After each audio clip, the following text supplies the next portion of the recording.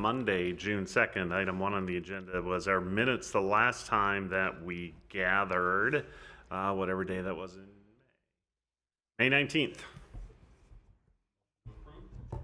Second. Mike's got the motion, Sam's got the second on the minutes. All those in favor say aye. Aye. Opposed, no. Done with that. One public hearing this evening. It's a preliminary and final plat on a reuse of a downtown building. We look to Harry Davis. Thank you, Mr. Chair. So the resolution in front of you is to approve the preliminary and final plat for the Eastman parcel addition. It's applied for by North Johnson. Yeah, it's coming up. Carrie's working on it. It's just such a delay. And the owner is the Faribault Downtown Central, which is kind of the chamber's. The location for the property is 301 Central Avenue. Can't say anything either. For what it's worth, it seems to be every other monitor up here. So we're sharing. It's all good. I got it. Cozy over here. Get the buddy system going. Jump Yeah, this it- system. We're good. We're fine here. You can get. I'm sorry, Harry, but yeah, we're all good. So it's right downtown, right along Central Avenue. Here's the particular property in question. And here's the zoning just surrounding that property. So it's pretty much all central business district. The plats are to subdivide one lot into 3, and they're using some of the existing interior property walls and some of the, when you get more on the back side of the building, some of the exterior walls. This is to facilitate some future ownership of each of the proposed 3 buildings that are going to result from this split, and hopefully some really good investment in these properties. Here's the preliminary plat. The preliminary plat is not, it needs to be slightly amended, although it's not the plat that gets recorded at the county, so this plat doesn't matter nearly as much as final plat that's in front of you. So this is the final lot layout that they will go with going forward. There is a little bit of a fire code issue when it comes to the second floor when we start talking about adding in a fire rated wall in between these buildings that is along the property line. And so what they've done is they've thought a little bit more, put in this easement that they're requesting alongside of this plat in order to facilitate adequate access for all of the second floor. The preliminary plat, other than the fact that it's slightly different from the final plat, there are no major issues with that. For the final plat, we don't really have any huge issues with it. We have some small things that we need the applicant to take care of, some title issues, anything that particularly impacts this plat or anything like that, as well as some utilities, just making sure that the access side of it. So just really some small things that are covered by the conditions of approval. But generally it's meeting our zoning requirements, so we're recommending in favor of the resolution and that you recommend in favor of it to council. Good, thank you. Do we have questions for Harry? It is a public hearing, so I need to acknowledge that there is no one here from the public. So I can open public hearing, I can close public hearing. Back up here to the Planning Commission for discussion and a motion. Steve. I'm comfortable with this. I mean, you can have a condo on a high rise and own your own little condo. And this is similar to what I'm thinking, but I'd like a further explanation of the fire business with the walls that you were talking about. I was catching part of it, but I didn't fully. Sure. So in between buildings, like, so if you have a building and they're butting each other on a property line, there's a fire separation that you really can't meet. So you have to fire rate that wall. It's got to be rated for, I don't know how many hours. This is out of my wheelhouse, but it's rated for a number of hours. So what they're doing is that they're going to build up that wall in order to meet fire code for that, and then they're actually putting in a door, and that's going to facilitate having adequate fire access for one of those buildings to get out through the other building. Other discussion, motion. Motion to approve, as written. Get a motion from Sam, second from Mike On the preliminary and final altogether, one motion's fine with that? Yep. Got a motion and second, preliminary and final plat as presented to us tonight. Is there any discussion on this at all? If not, we'll vote. All those in favor say aye. Aye. Opposed, no. That carries. That is it for public hearings. Harry, I'm assuming you have an update on this virtual meeting that's going to happen next week or 2 weeks? Yes, so strangely enough, we actually don't have any items for a regular planning commission meeting. We could have a work session and have that be virtual. That is a possibility. So, Or just not meet at all and I'm not dodge this saying, bullet? I'm not seeing any interest in that. So maybe we call off next planning commission meeting. There seems to be, by looking at facial expression and head nodding, I think there seems to be consensus. Motion to approve? No, we don't. Steve, What method are we going to use if we have a virtual meeting? Right, so that's something that we were going to work out tonight, but Carrie has somewhere to be, so we're not going to impede that. But tomorrow, we're over lunch going to take a look at what we can do here in council chambers. What's been shown to me is that we should be able to use that laptop there, run a Teams meeting through that laptop.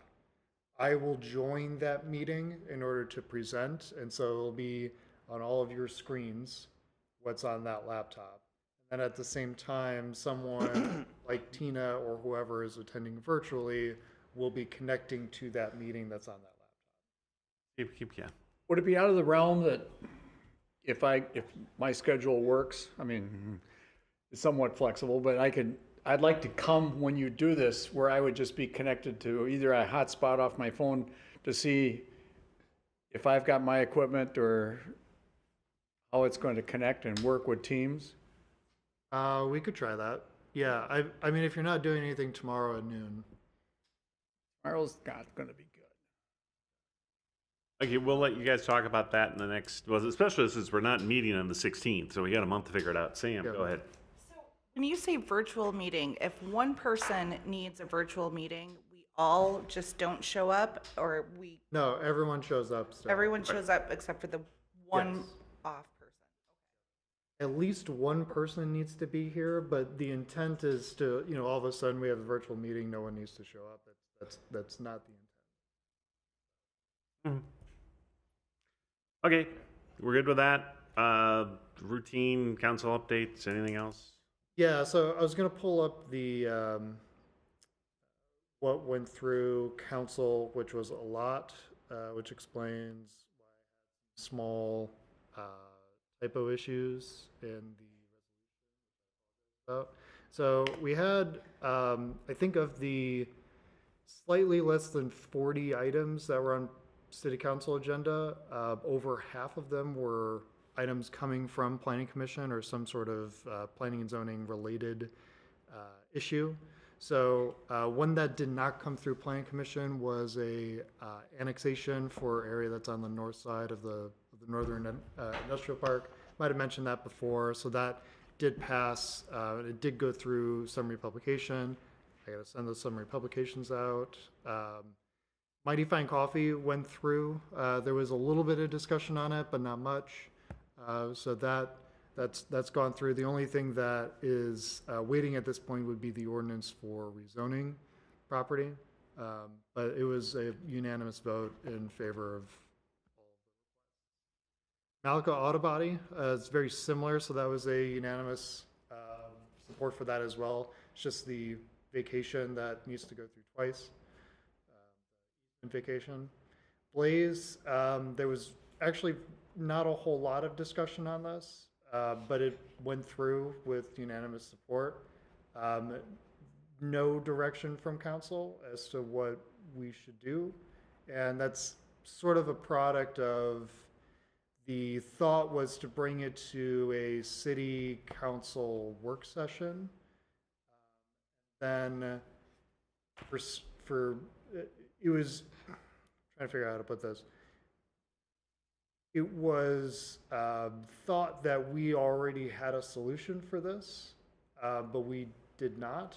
And so instead of bringing it to a city council work session, what we have been told by administration is to work it out amongst ourselves with planning commission and come up with a solution and then show that to city council. So we don't really have a whole lot of direction or input, but we've been directed to put something together. So that's kind of where we're at. So that would be in a future planning commission item for discussion. Lots that are larger than 5 acres or whatever. However you'd want to phrase it to get us into that discussion. However we want to slice it, whether it is some sort of sliding scale for all properties or only for those that are 5 acres, or it only kicks in when your property is like double the size of the minimum. However you want to slice it, that's something that has been kicked to. Got it, Steve. I like your thoughts on the sliding scale, because we've had numerous applications that have come through here and it's passed where they've been from 1.5 to 2 acre lots. They want a little bit bigger building, but it didn't fit to the 5 acre. And I think the sliding scale would be the most for a thought process.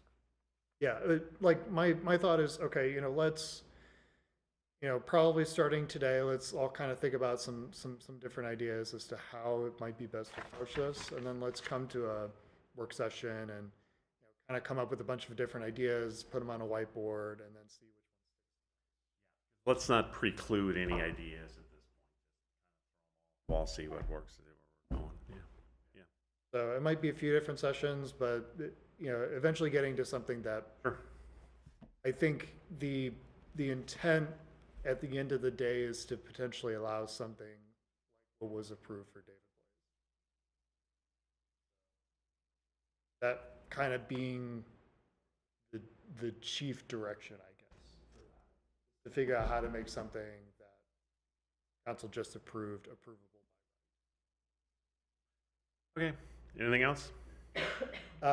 Yeah, the proof of parking went through. There was a question a little bit about this just in terms of making sure that commercial properties had enough parking at the end of the day. But we worked through it. Thankfully, the city attorney was here to kind of describe some of the ways legally that we would have in order to encourage or to force in some situations the property owner to build parking. And then the shoreland land use changes that went through. That's everything.